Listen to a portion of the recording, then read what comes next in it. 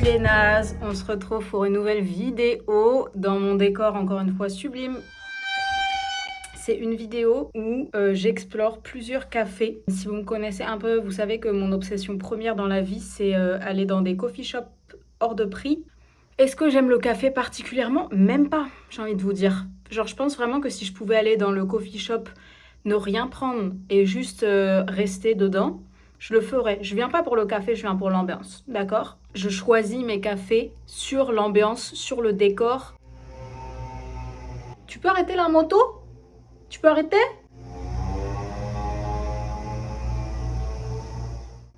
Parfois sur les gâteaux, genre, mais il faut vraiment que ce soit un gâteau que j'ai envie de tester à mort. Tout ce qui est cheesecake, dégagez de ma vue. Vous n'avez rien à faire là en fait. Vous n'avez rien à faire là. Je sais pas déjà qui a inventé le concept de cheesecake, ça me répugne. Il faut arrêter les bandeurs de langage. Les lovers de cheesecake. Bref, je vais pas faire un débat sur le cheesecake. Aussi, si vous demandez pourquoi je porte des lunettes de soleil dans ma propre maison, c'est juste parce qu'en fait, j'ai pas envie d'avoir mes cheveux dans la tête et j'ai pas non plus envie de les attacher. Pareil, technique révolutionnaire. Pourquoi acheter un serre-tête? Pourquoi quoi que ce soit? Non. Non. Et en plus, si vous mettez vos lunettes de soleil comme ça pendant que vos cheveux sèchent, quand vous retirez après, ils ont... Bon, là, attendez 2 secondes. Ça fait genre une frange rideau un peu, t'as capté ou pas? Bref, j'ai été dans ces cafés du coup il y a un moment en vrai, parce que c'était avant que je passe le N3, que j'ai passé il y a 2 semaines. C'est des cafés soit que j'avais envie de tester depuis un moment, que j'arrête pas de voir en fait sur les réseaux. Et je voulais un peu tester la hype. J'ai testé la hype. Et il y a 2 autres cafés qui sont plus traditionnels, plus japonais, dont un qui est très traditionnel japonais. J'ai adoré. Mais globalement, c'est très rare de trouver un mauvais coffee shop au Japon. Ou alors c'est peut-être juste parce que je vais dans des coffee shops qui sont jamais notés en dessous de 3,5, 4. Donc forcément, si tu vas que dans des trucs 4 étoiles, c'est rare d'être déçu, mais en même temps, la proportion de coffee shop notés 4 étoiles au Japon, c'est genre 90% du truc. Voilà. Mais franchement, je suis devenue une experte des coffee shops de Kyoto en particulier, à tel point que je me dis, je pourrais même écrire un guide des cafés de Kyoto, parce qu'à ce stade, je les ai tellement tous testés, ou alors, si j'ai pas été, j'en ai forcément entendu parler. Genre vraiment, je pense que je connais quasiment tous les cafés de Kyoto. Bref, c'est rare de trouver un café qui combine parfaitement tous les éléments. Et moi, quand je dis tous les éléments, je note un café sur quoi? Je pense en premier, le décor et l'ambiance. Pour moi, c'est le plus important. Parce que je viens surtout pour passer un moment, d'accord? Ensuite, la qualité du produit. Que ce soit le café ou que ce soit les gâteaux. Souvent, si le café est bon, les gâteaux, ça traîne un peu derrière. Et inversement, s'ils sont super bons en sweets, ils traînent un peu sur le café, je trouve. C'est mon avis. Et le prix, parce que malheureusement, quand tu as un décor de zinzin, que la qualité des boissons et de la nourriture est très bonne, souvent, c'est vraiment cher. Donc, pour que ça combine des prix raisonnables, un décor super sympa et des produits de qualité, franchement, c'est hyper rare. Et en plus, un autre point important, je trouve, c'est la localisation. C'est-à-dire que tu vas pas aller tous les 4 matins dans un café s'il est hyper excentré ou s'il est pas du tout proche de là où tu as des choses à faire, tu vois. Et donc tout ça fait que au final, il y a peu de cafés où je reviens pour toutes ces raisons. Mais ce premier café là, il combine tout. Il combine la localisation parce qu'il est dans un quartier animé mais calme aussi et en centre-ville mais un tout petit peu excentré. Le café était super bon, pas hyper cher. Et la nourriture, j'ai pas goûté parce que j'avais pas faim à ce moment-là. Mais ils sont hyper connus pour leur cheesecake. Et je sais que je viens de cracher sur les cheesecakes. Mais un très bon cheesecake, s'il n'y a pas trop le goût de fromage, ça peut passer. Leurs cheesecakes, ils sont tellement réputés que le gars à côté de moi dans le café, il a pris 2 cheesecakes à la suite. Genre, il a pris le cheesecake, il a mangé, il a dit « Il m'en faut un autre ». Tout de suite, maintenant. Genre, il a dit « Give me 14 of those ». Tu vois ce que je veux dire ou pas? Anyways, c'était tout pour moi.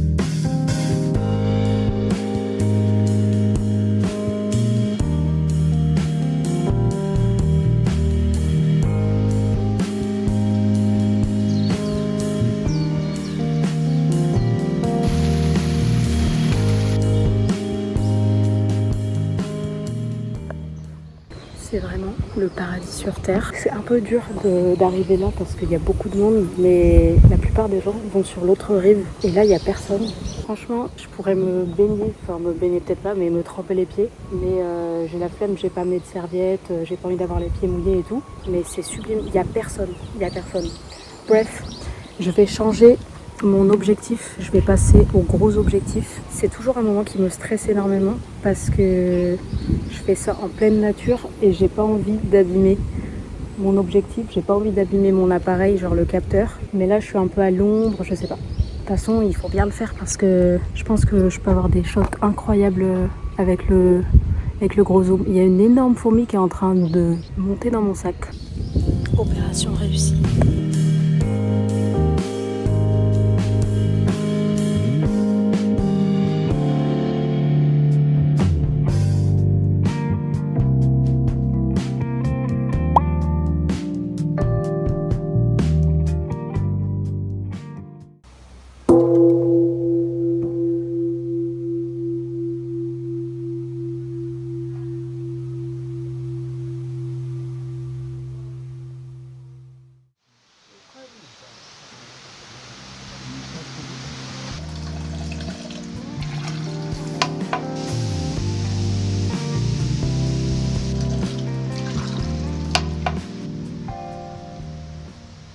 Bon guys, je suis sortie du temple, il est 12h30 je pense, je vais aller manger. Je suis crevée parce que je me suis levée tôt, j'ai pas mangé quasiment. Hyper contente de cette matinée. Arashiyama est aussi très connu pour ses bonnes pizzerias. Je sais pas pourquoi, mais c'est ma prof de japonais l'an dernier qui nous avait dit qu'il y avait des super bonnes pizzerias. Je suis allée une seule fois à Arashiyama et du coup j'avais testé une pizzeria. Et c'est vrai que c'était super bon. Donc je vais essayer d'y retourner. J'ai un peu peur qu'il y ait énormément de monde. Je sais pas combien de temps je suis prête à faire la queue.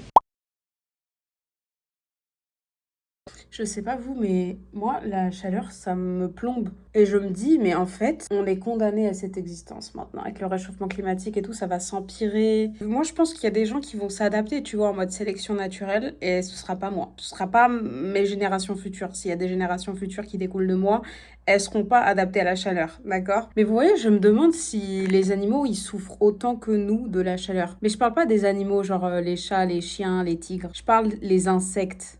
Genre, je vois les oiseaux un peu. Je vois les pigeons, tu sais, tous les matins. Je me dis, mais ils vont où quand il fait trop chaud? Ils ont pas la clim, tu vois ce que je veux dire? Même quand il pleut à verse, ils font quoi? Genre, ils ont un abribus, mais pour oiseaux? Ou c'est comment? Expliquez-moi, parce que moi, je les vois pas réunis sous un abribus, tu vois. Il y a un repère de pigeons, il y a un repère d'insectes quand il pleut, quand il fait chaud. Peut-être qu'ils ont des mini bunkers et on n'est pas au courant. Donc dans ce cas, dites-moi. Ça se trouve, ils tiennent un truc de zinzin et on sait pas, tu vois. Je suis sûre, ils sont trop forts. Les pigeons, je suis pas sûre. Mais les insectes, je suis sûre, c'est des... Et ils sont vraiment avancés, je pense, ces gens-là.